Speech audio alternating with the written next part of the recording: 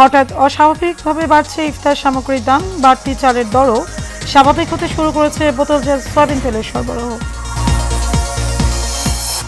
ঈদ যাত্রায় ট্রেনের আগাম টিকিট বিক্রি শুরু হবে 14 মার্চ থেকে। একই দিনে পাওয়া যাবে বাসের আগাম টিকিট। এবং জুলাই আগস্ট গণ অভ্যুত্থানে দমন-পীড়নে অংশ না নিতে সেনাবাহিনীকে সতর্ক করেছিল জাতিসংঘ, জানালেন ভলকার তুর্ক।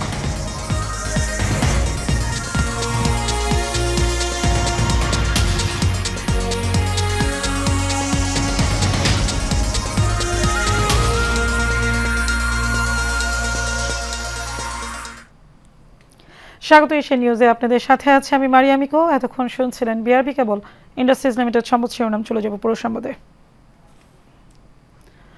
রমজানের শুরুতে নিত্যপণ্যের দাম এবার স্বাভাবিক থাকলেও এখন লাফিয়ে লাফিয়ে বাড়ছে কিছু পণ্যের দাম। বিশেষ করে বেগুন, লেবু, শসা বাড়ছে অস্বাভাবিকভাবে। এদিকে তেলের সংকট কিছুটা কাটাতে শুরু করলেও আবার বাড়তি থাকা চালের দাম আরও এক দফা বেড়েছে। ভ্রাম্যমাণ আদালত বলছে আইনি মারপ্যাচে সুযোগ কাজে লাগিয়ে ফায়দা লুটছে ব্যবসায়ীরা। কাউসার আহমেদের রিপোর্ট। বিগত বছরগুলোতে রমজানকে কেন্দ্র করে বাড়তে থাকে বিভিন্ন পণ্যের দাম, কিন্তু এবারের শুরুর দিকে না বাড়লেও এখন বেশ কিছু পণ্যের দাম লাগামহীনভাবে বাড়ছে। পণ্যভেদে কেজি প্রতি 40 থেকে 50 টাকাও বাড়ছে কোনো কোনো পণ্যে। এর মধ্যে আবার চিন্তার ভাঁজ ফেলেছে চালের দামের বৃদ্ধির। তবে কিছুটা স্বাভাবিক হতে শুরু করেছে ভোজ্য তেল। যে মিনিকেট গত সপ্তাহে যে ছিল 80 টাকা, ওই মিনিকেট এখন 82 টাকা বিক্রি করতে হচ্ছে। আর মিল মালিক বলছে যে তাদের মিনিকেট শর্ট, যেহেতু নতুন সিজন বৈশাখ আসবে সেই হিসেবে এখন যা আছে ওইভাবে বিক্রি করছে।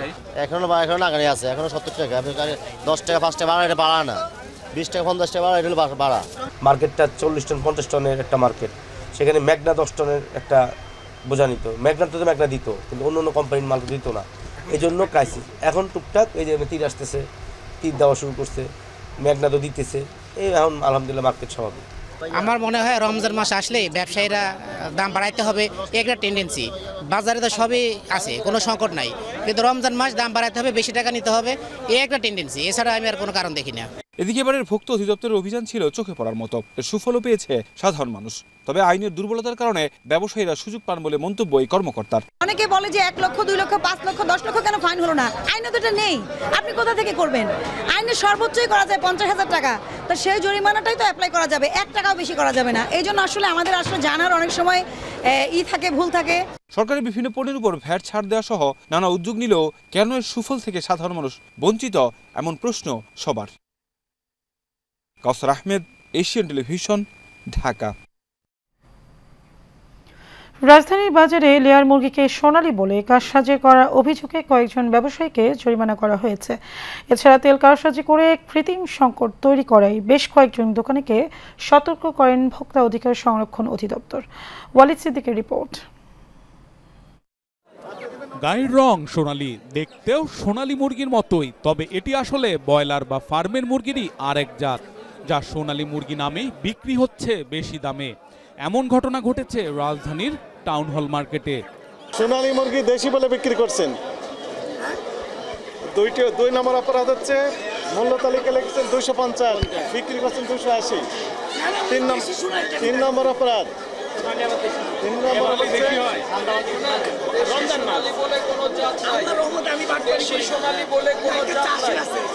বাটপাড়ি করেন না, মানে কম বাটপাড়ি করেন। জীবনও না স্যার, আল্লাহ মাফ করুন, কম বাটপাড়ি করেন।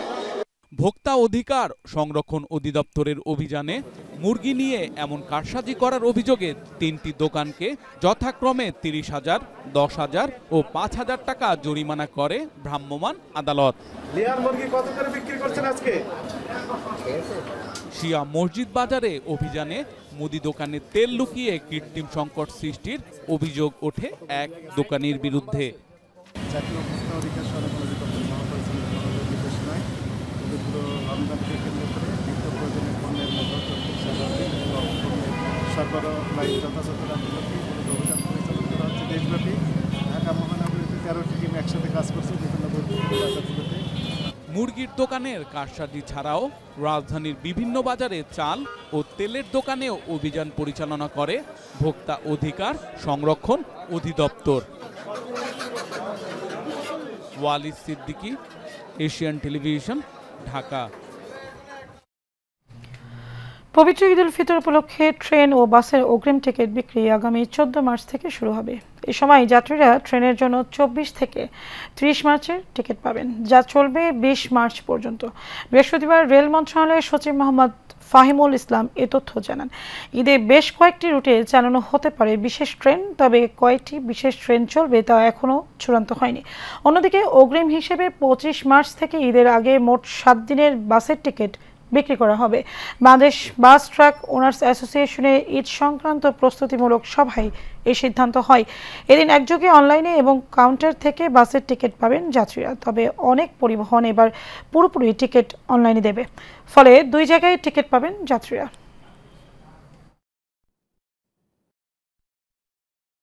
আগস্ট গণ অভ্যুত্থানের সময় দমন পীড়নে অংশ না নিতে সেনাবাহিনীকে সতর্ক করেছিলেন বলে জানিয়েছেন জাতিসংঘের মানবাধিকার বিষয়ক হাই কমিশনার ভলকার তুর্ক। সম্প্রতি বিবিসি ওয়ার্ল্ড সার্ভিসের হার্ট টক অনুষ্ঠানে তিনি কথা বলেন। অনুষ্ঠানে গাজা, সুদান, ইউক্রেন সহ বিশ্বের বিভিন্ন দেশের পরিস্থিতির প্রেক্ষাপটে জাতিসংঘকে ক্ষমতাহীন মনে হচ্ছে বলে বিবিসির উপস্থাপক স্টিফেন সাকারের মন্তব্যের জবাবে উদাহরণ হিসেবে বাংলাদেশের কথা উল্লেখ করেন ভলকার তুর্ক।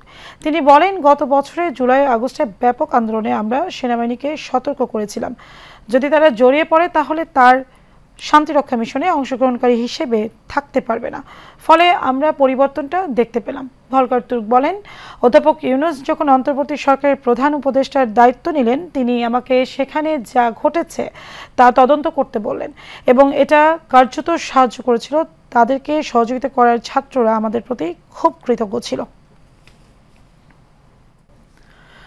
পবিত্র মাহে রমজান উপলক্ষে বিএনপির ভারপ্রাপ্ত চেয়ারম্যান তারেক রহমানের পক্ষ হতে মিরপুর 1 নম্বর সাজ্জাদুল মিরাজের ব্যক্তিগত অফিসের সামনে কয়েকশত সাধারণ অসহায়, গরিব ও দুস্থদের মাঝে ইফতার সামগ্রী বিতরণ করা হয়েছে। ঢাকা মহানগর উত্তর যুবদলের সদস্য সচিব সাজ্জাদুল মিরাজ এই ইফতার সামগ্রী বিতরণ করেন। তিনি বলেন, এই আয়োজন পুরো রমজান মাসব্যাপী চলবে। প্রত্যেকটি বিএনপির কর্মীকে সাধারণ মানুষের দোরগোড়ায় পৌঁছতে হবে এবং তাদের সাথে সমস্ত কিছু ভাগাভাগি করে তাদেরকে যার যা আছে তাই নিয়ে সহযোগিতা করতে হবে। বিএনপির পক্ষ থেকে প্রতিটি নেতা কর্মীদেরকে এভাবেই আদেশ দেওয়া হয়েছে।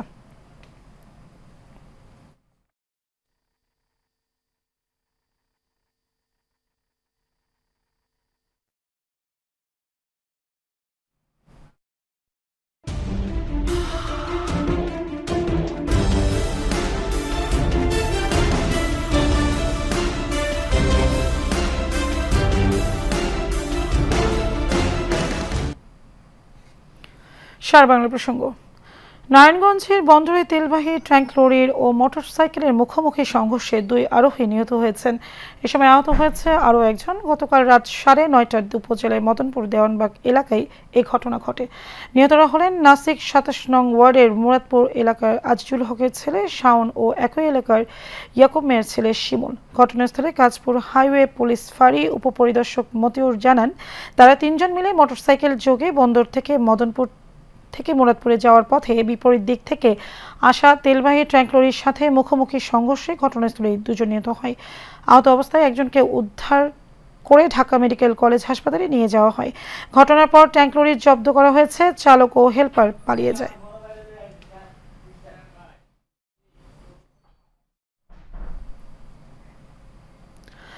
গাজীপুরের শ্রীপুরের সচেতন নাগরিক সমাজের ব্যানারে বিক্ষোভ মিছিল ও মানববন্ধন অনুষ্ঠিত হয়েছে। শ্রীপুর উপজেলার বড়মী বাজারে বিক্ষোভ শেষে মানববন্ধনে বক্তারা জানান, বিনা ওয়ারেন্ট ও বিনা পোশাকে গাজীপুর জেলা গোয়েন্দা পুলিশ কর্তৃক বৈষম্য বিরোধী ছাত্র আন্দোলনের অন্যতম নেতা ও জাতীয় নাগরিক কমিটির শ্রীপুর উপজেলার প্রতিনিধি সদস্য খোকন শেখকে অন্যায়ভাবে তুলে নিয়ে শারীরিক নির্যাতন ও মিথ্যা মামলায় ফাঁসানোর অপচেষ্টা করার প্রতিবাদে বিক্ষোভ ও মানববন্ধন করেন। এ সময় উপস্থিত ছিলেন শ্রীপুর উপজেলা জাতীয় নাগরিক কমিটির প্রতিনিধি সদস্য মামুন হাসান, বৈষম্য বিরোধী ছাত্র আন্দোলনে গাজীপুর জেলার আহ্বায়ক সদস্য তাজুল ইসলাম আশিক সহ অন্যান্য নেতৃবৃন্দ। বাংলাদেশে জামায়াতে ইসলামী কুমিল্লা মহানগরীর উদ্যোগে জাকাত শীর্ষক সেমিনার অনুষ্ঠিত হয়েছে। নগরীর গোল্ডেন স্পুন অডিটোরিয়ামে মহানগর জামায়াতের আমির কাজী দীন মোহাম্মদের সভাপতিত্বে সেমিনারে প্রবন্ধ উপস্থাপন করেন বিশিষ্ট ইসলামী চিন্তাবিদ ডক্টর আবরা আহমেদ। এছাড়াও ডক্টর মাসুদুল হক চৌধুরী, আড়াইবাড়ি কামিল মাদ্রাসার অধ্যক্ষ মুফতি আমিনুল ইসলাম সহ আরও অনেক ছিলেন।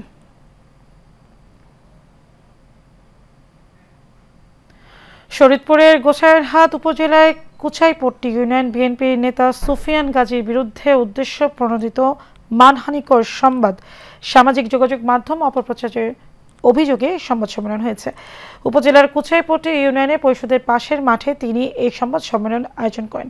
সংবাদ সম্মেলনে সুফিয়ান গাজী লিখিত বক্তব্য বলেন, আমার বিরুদ্ধে উদ্দেশ্য প্রণোদিত মানহানিকর সংবাদ প্রকাশ করে তা বিভিন্ন অফিস, ব্যক্তি, ফেসবুক এবং বিভিন্ন সামাজিক মাধ্যম আপলোড করেছে। এতে করে তাকে দলীয়ভাবে এবং সামাজিকভাবে হেয় প্রতিপন্ন করা হচ্ছে। সংবাদ সম্মেলনে উপজেলা ও ইউনিয়ন বিএনপির অঙ্গ সহযোগী সংগঠনের নেতাকর্মীরা উপস্থিত ছিলেন। শুরুতেই দর্শক আমরা যাব লাইভে। আমাদের সাথে সরাসরি যুক্ত আছেন গাজীপুর থেকে আমাদের সহকর্মী আরিফ খান আবির। আরিফ, আমাদেরকে শুনতে পাচ্ছেন নিশ্চয়ই? আরিফ, বাজারের ইফতার সামগ্রীর দাম কেমন দেখছেন আমাদেরকে জানান। আপনি জানেন যে মাহে রমজানে সবচেয়ে বেশি পছন্দের তালিকায় যদি থাকে হচ্ছে রোজাদারদের, সেটি হচ্ছে মাগরিবের আজানের পরই ইফতার সামগ্রী। আর সেই ইফতার সামগ্রী আসলে অস্বাস্থ্যকর হলেও সেটি হচ্ছে আপনার একেবারে যে আপনার যে ভাজা পুরি যেটি রয়েছে সেটি কিন্তু মানুষের পছন্দের তালিকায় অন্যতম থাকে। আমরা এখন রয়েছে সেই ইফতার একটি দোকানে, অর্থাৎ 52 চৌরাস্তা মহাসড়কের পাশে। আপনি দেখতে পাচ্ছেন যেখানে আলুর চপ রয়েছে, বেগুনি রয়েছে, আপনার শাহী জিলাপি রয়েছে, আপনার বুরিন্দা রয়েছে এবং আপনার রয়েছে যেমন আপনার বুট রয়েছে এবং অন্যান্য যে আপনার রোল রয়েছে এবং পেঁয়াজও রয়েছে। অথচ এগুলো কিন্তু 5 টাকা পিস করে বিক্রি করছেন এবং আপনার যে বুট কিন্তু 250 গ্রাম 40 টাকা এবং আপনার জিলাপি যে রয়েছে 50 টাকা, 60 টাকা 250 গ্রাম করে। অথচ মানুষের কিন্তু অনেক বেশি কিন্তু আপনার এই ইফতার সামগ্রীর বিষয়ে কিন্তু মানুষ মানে ব্যাপক কিন্তু এক ধরনের চাহিদা থাকে। এবং পাশাপাশি আরেকটা বড় বিষয় হচ্ছে ইফতারে কিন্তু আপনার যে কলা, সেটিও কিন্তু মানুষের ব্যাপক একটা চাহিদার মধ্যে থাকে। কিন্তু কলার বাজারের দরটা কিন্তু আসলে অনেক বেশি কিন্তু আপনার সেটা যেমন সর্বি কলা কিন্তু 60 টাকা আলি দরে কিন্তু আপনার বিক্রি করা হয়। আর তারপরে আপনার যে দেখা যায় যে সাগর কলা, সেটিও কিন্তু এখন অনেক দামে বিক্রি হচ্ছে এবং আপনার সর্বি কলার কিন্তু ব্যাপক একটি আপনার যে চাহিদা থাকার কারণে কিন্তু আপনার পাওয়াই যায় না বাজারে, এরকম একটি অবস্থা। এবং পাশাপাশি আরেকটা বিষয় আপনি দেখা যায় যে আনারস, এটিও কিন্তু আসলে ইফতারের সামগ্রীতে কিন্তু আইটেমে কিন্তু ব্যাপক মানুষের একদম পছন্দের তালিকায় থাকে। সেটিও কিন্তু আপনার আকার বেঁধে কিন্তু আপনার দাম কিন্তু নির্ধারণ করছে, 40 টাকা 50 টাকা দরে কিন্তু আপনার এই ইফতার সামগ্রী গুলো কিন্তু বিক্রি হয়। অর্থাৎ অনেকটা জনপ্রিয় হয়েছে এই ইফতার সামগ্রীটি কিন্তু পাওয়া যাচ্ছে এবং কি কলার দামটা একটু বেশি, আর অন্যান্য যে আইটেম গুলো এটা স্বাভাবিক রয়েছে। আরিফ, আপনাকে ধন্যবাদ। আমরা যাব চট্টগ্রাম সংবাদে।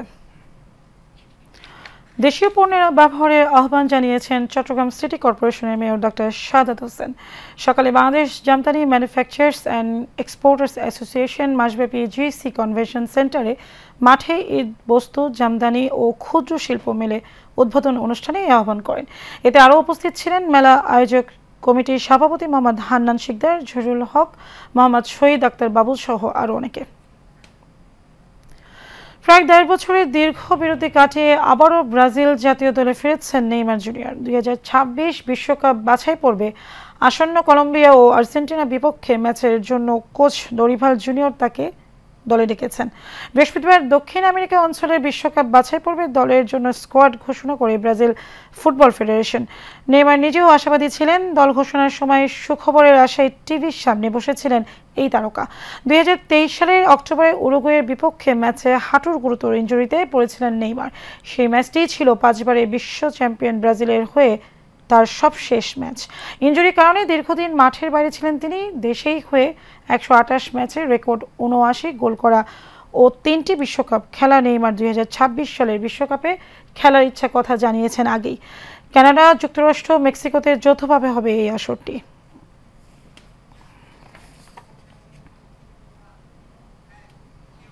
শেষ করবো এশিয়ান নিউজ, তার আগে বিআরবি কেবল ইন্ডাস্ট্রিজ লিমিটেড সংবাদ শিরোনাম জানাবো আরও একবার।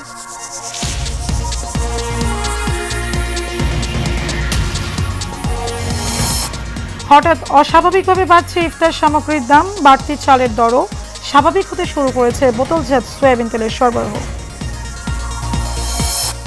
ঈদযাত্রায় ট্রেনের আগাম টিকিট বিক্রি শুরু হবে 14 মার্চ থেকে, একই দিনে পাওয়া যাবে বাসের আগাম টিকিট।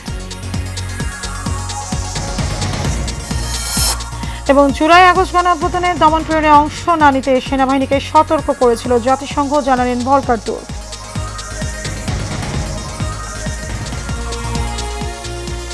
দর্শক, এই ছিল আমাদের এতক্ষণকার আয়োজন। আমাদের পরবর্তী সংবাদ দেখার আমন্ত্রণ রইল। ধন্যবাদ সবাইকে।